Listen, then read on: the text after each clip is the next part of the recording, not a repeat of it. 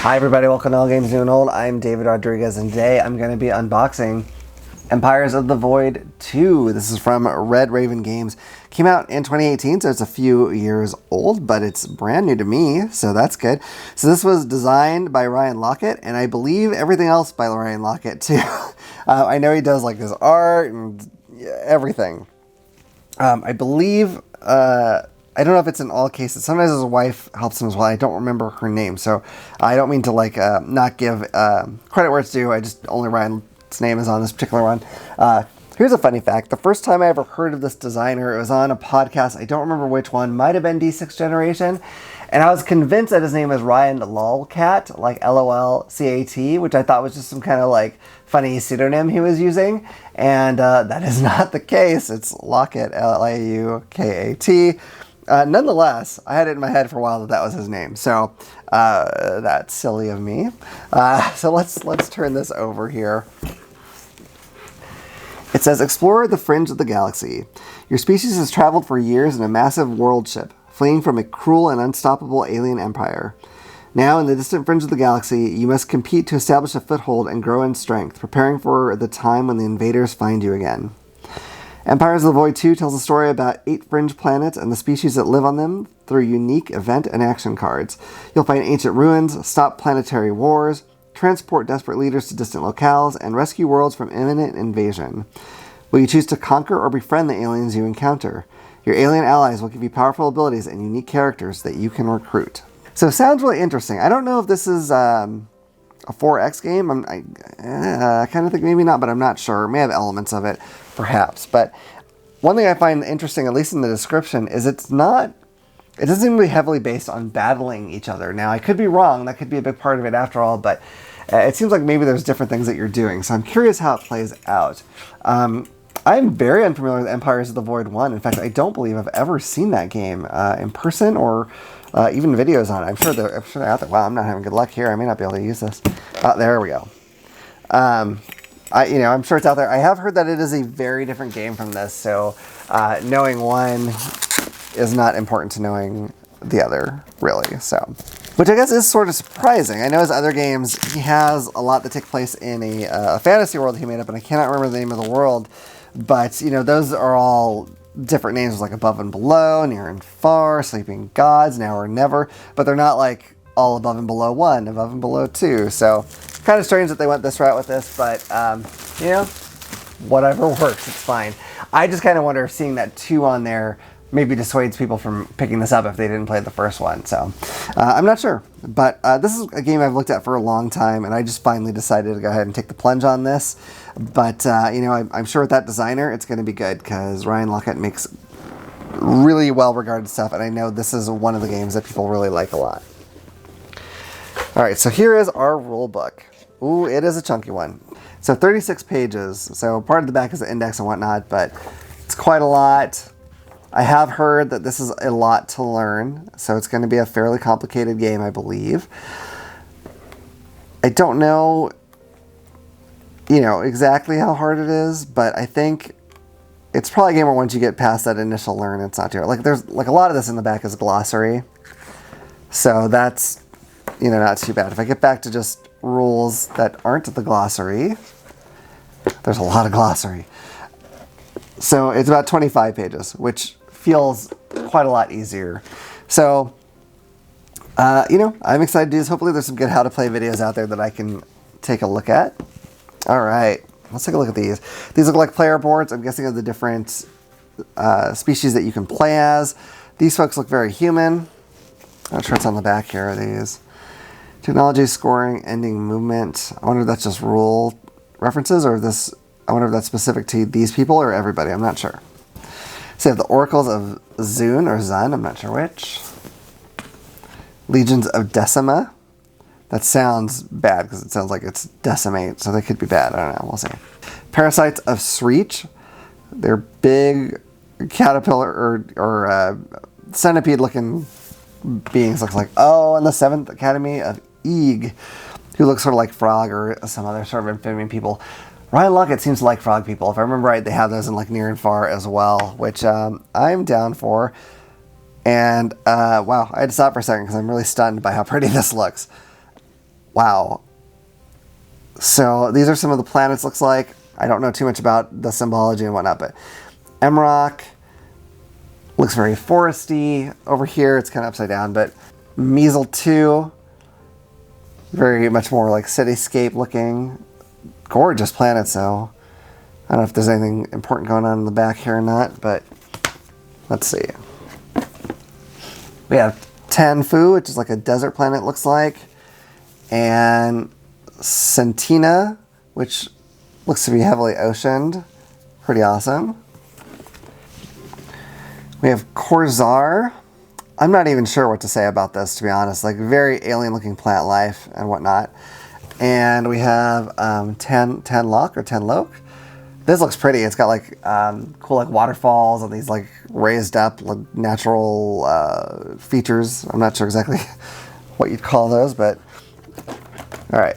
Oh boy, we have Silast or Silast, which also looks kind of deserty, but looks like people build cities within like the crevices of the world. And Arzos, which looks very Arctic. So that's kind of fun. I like seeing the different planets and the just what you can glean from the little pictures here. The Corlozan, which looks pretty like a cityscape. Valka 7, kind of deserty again. Very cool. Okay, no more planets here. Sarkean Regency. So that looks like a big terrifying creature of some sort. I don't know what that is, if there's like space creatures or what's going on, but lots of crazy tokens. Got a Vagabond Station here. This looks like some kind of weird, astral anomaly of some sort. This just says Doom, so that's really concerning. Oh god, there's slaver ships. That's scary. Transmitter satellites. Okay, and here's the board. So let me move some stuff aside for a minute. Let's at least get the box out of the way. Now I'm going to try to look at the board. I have a feeling I'm not going to get it all in the camera picture because it looks like it might be a pretty big one. I'm going to do my best here, folks. I got to work with what I've got. Okay. So, I don't know if these are all just different like spaces you can go to, the ones that are empty. I'm assuming that's what it is. You have planets that have like a flag area. I don't know if that's how you show that you have taken that planet as one of your own. Yeah, move and attack, research and build, card action or diplomacy, recruit, scavenge, refresh, any actions. I wonder if those are just actions that you pick. It kind of sounds like it. So it's kind of, oh boy, I don't know if you can see this. There's like some kind of weird squid monster going on here. God, that is a pretty board. Really, really pretty. I recently watched a video on this that the Dice Tower did. And I think it was Tom Vassell was saying that he actually thought that the art that Ryan Luckett did for his space games was prettier even than the ones he did for fantasy games, which he also really liked. And I might agree, actually. I don't know. It's really kind of giving me the sense of wonder, like I want to explore these. Wow, that's a weird one. I don't know if that's, I'm guessing that maybe attaches to something. That'd be, yeah, okay. I was like, that's weird if it's on its own. So, I wonder. I'm not sure exactly how this goes, and I don't want to break it. So, either way, somehow this goes in here. Oh, there we go. There we go. Okay. I wasn't sure. Okay, so these all have that. I don't know if I want to put them all together right now. Let's take a look at the ships. Ships are all very unique. This one just looks like a bunch of crystals almost. And this one, sort of like almost like a Death Star or something. Let's see, we got the red one out here. He's way down at the bottom. Oh, this one has like tentacles. It's like a very organic, like creature kind of ship. That's kind of interesting. Okay, so we've got those. Oh boy, I don't know what I'm looking at here. We got these two like very big, clear plastic. I don't even know what you'd call it. Tower-like thingies. So that's interesting. Wow. Those are cool. I don't know what they're for, though. Huh. Okay, I'm excited to see that. All right, so this just has a bunch of, like, the plastic cubes like you see in a lot of games. Always like those, especially for a space game. Here's the, ooh, these dice are neat looking. Hold on, I'm gonna see if I can get one out and give you a better look. It's got a cool, like, black and blue swirl pattern, which seems very appropriate for a space game. Absolutely love that. So here's more clear plastic tokens. These aren't squares or like hexagons or something. Kind of almost cylindrical, but you know, hexagon shape. All right, let's look at the cards.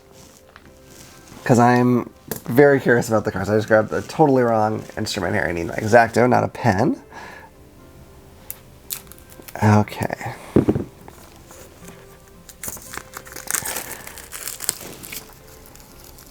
I think on the box said like it's 30 minutes per player maybe, which doesn't too. Okay, so this is not gonna have a lot of different art in it. This might be abilities, like maybe not, I don't know. So we have Imperial, Industrious, Militaristic, Independent, Unified, Impenetrable, but then you get into Colonization, Scholarly, Confederate, Splicing, okay, so yeah, so those are interesting. I'm not sure exactly how they're using the game. Here, let me open this first. I'm not sure if these will have art on them or not. Let's take a peek.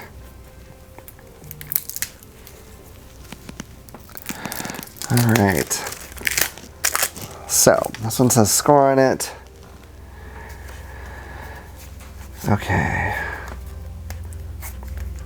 Different kinds of maybe action cards. Someone just say action.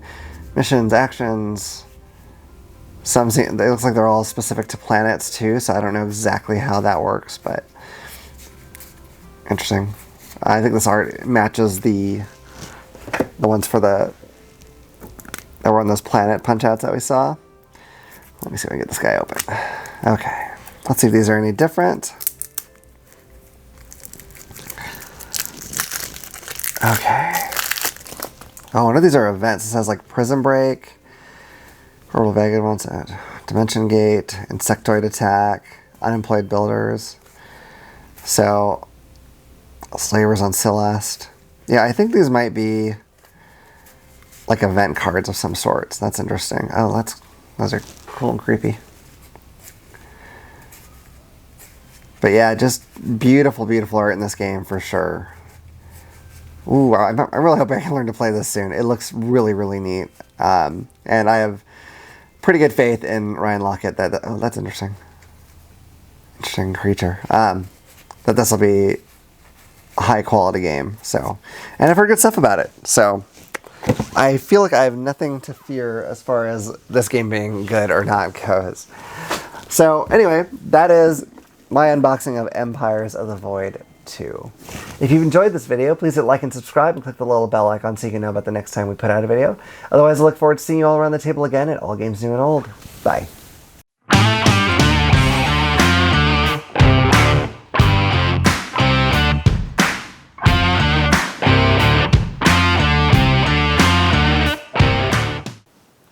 If you enjoyed that video, you might also like this one. Or this one. If you like any of our videos, what you should do is click this little button to subscribe so you'll know about the next time we put out a video. We'll see you around the table. Bye. Bye.